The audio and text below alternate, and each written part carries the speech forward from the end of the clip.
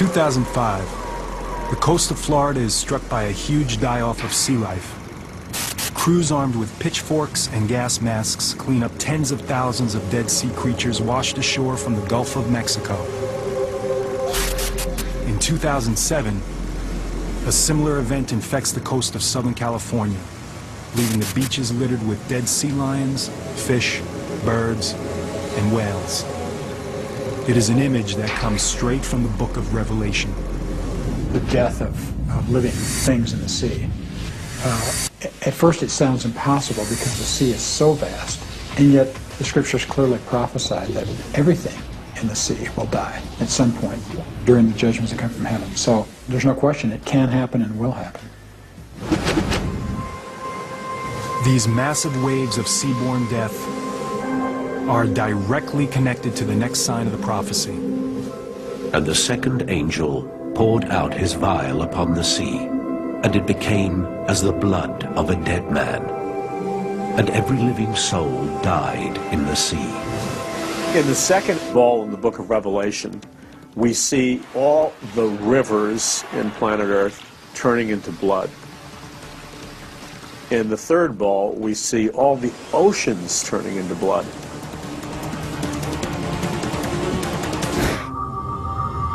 A wrathful God transforming the waters into blood is a recurring event in the Bible. But what does it mean?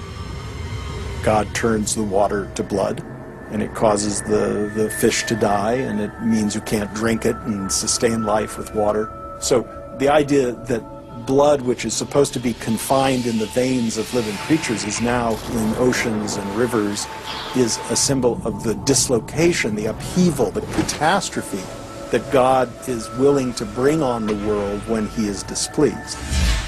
And it happened in Egypt according to the Hebrew Bible. It will happen at the end of days according to the book of Revelation. Throughout biblical times, blood has a very powerful symbolic meaning. Blood has always been, from the beginning of the Judeo-Christian tradition, has been a symbol of great sanctity. It becomes just as important in the book of Revelation. Blood can also be a powerful symbol of death.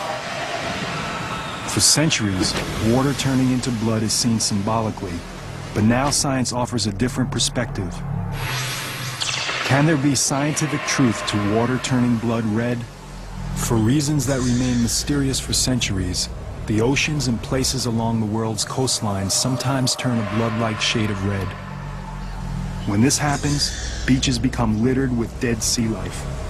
Everything from minnows to whales perish and are washed ashore.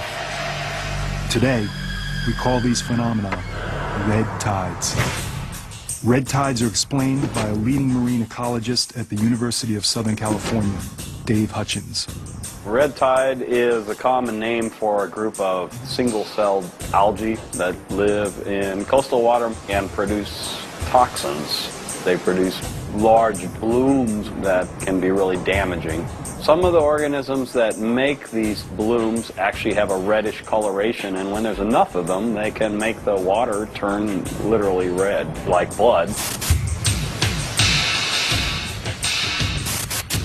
In fact, the book of Revelation is written on a small island in the Aegean Sea.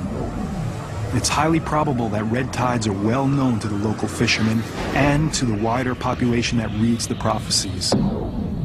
Given that the sign calls for our waters to turn into blood, it might very well be linked to the phenomenon of red tides. Can a red tide become that deadly? Again, science offers us a surprising answer. The red tide algae produce very potent toxins that can kill humans and other vertebrates. And they can literally do the same types of damage that a nerve gas would do. The big culprits are shellfish, filter-feeding shellfish, clams of any variety, and mussels. These are organisms that basically sit there and they pump water through a very, very fine mesh, and they collect algae in their stomachs. Most of the poisonings that come from algal toxins have the name shellfish poisoning in them. So there's amnesic shellfish poisoning, which causes loss of short-term memory. There's paralytic shellfish poisoning, which causes paralysis. There is virologic shellfish poisoning, which has respiratory effects. A lot of these things get into our food web by virtue of the fact that we eat some organisms from the ocean that are filter feeders. A red tide could escalate, and the threat could spread from the food we eat to the air we breathe. Some types of red tide release the toxins to the water, and they can actually get aerosolized out of the water and into the air where people can breathe them. That would be like our oceans emitting clouds of lethal nerve gas. The impact on people living near the sea would be devastating.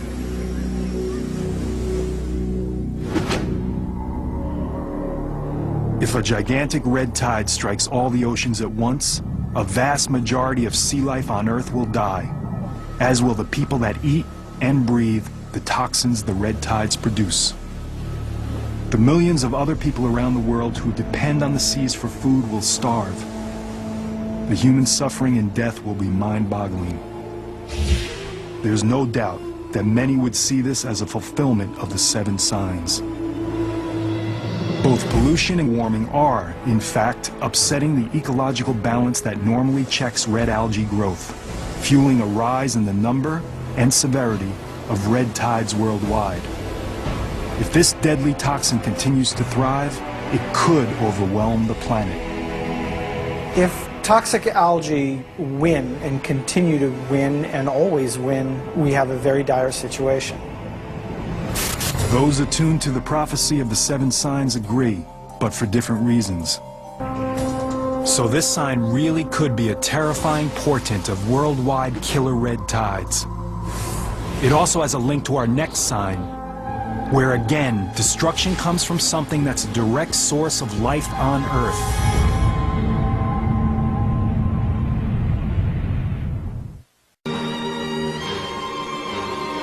I'm not referring to volume or emotion or any of that. I'm talking about fervor and intensity and desire. I imagine that for the first millennia that someone's in hell. They're not praying for anyone else but this. I picture it that way. The first 1,000 years they're sitting in the lake of fire under continual anguish and torment. God help me! Get me out of here! I'm sorry! I want to receive you now! But it'll never work. It will never work. The Bible says that hell is eternal.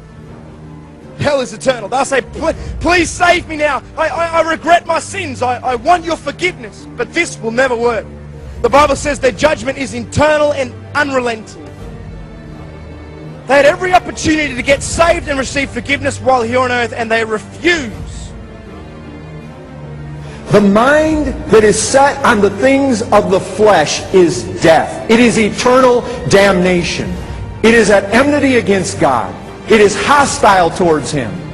I can pretty much describe accurately those of you who are right now on the broad way of destruction. What fills your thoughts? I'm not asking if you're a member of this church, or whether you own a Bible and even maybe read it. What consumes your thoughts? That'll tell me, and that will tell you who your God is. Your God is who you think about. For I will not hear the prayer. I will turn my face away from thee. They shall cry and entreat, and I will not hear.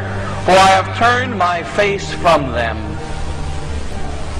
We all know, when living an evil life, that hell is what awaits, and that is why we are anxious. And so no one can say that they don't believe in hell. They do. And the proof is their anxiety, and their worry, and their frustration, and their anger.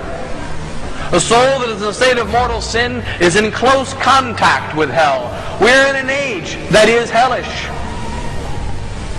Because we are in an age in which mortal sin is praised, and mortal sin is cherished, and mortal sin is lived. We are in an age that is a kind of hell.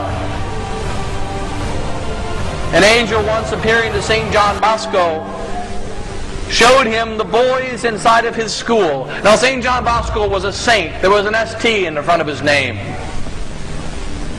He ran a school of Catholic boys. There were no non-Catholics in his school. And it was in the good old days. It was in the 1800s. And the angel showed the soul of his good Catholic boys that this saint was in charge of, and he saw that the vast majority of them were in the state of mortal sin and were already in hell. In fact, he saw these boys burning in hell. And the angel said to the angel, "But I just talked to that boy a couple of hours ago, and I just spoke to that boy a couple of hours ago. Did he die?" The angel said to John Bosco, "He has been. His soul is right here in hell, as he is in the state of mortal sin. And though he does not physically feel the pains that you see him experiencing, it is only the thin veil of life that keeps him from feeling that pain. If he passes to eternity now, he will experience the pain that you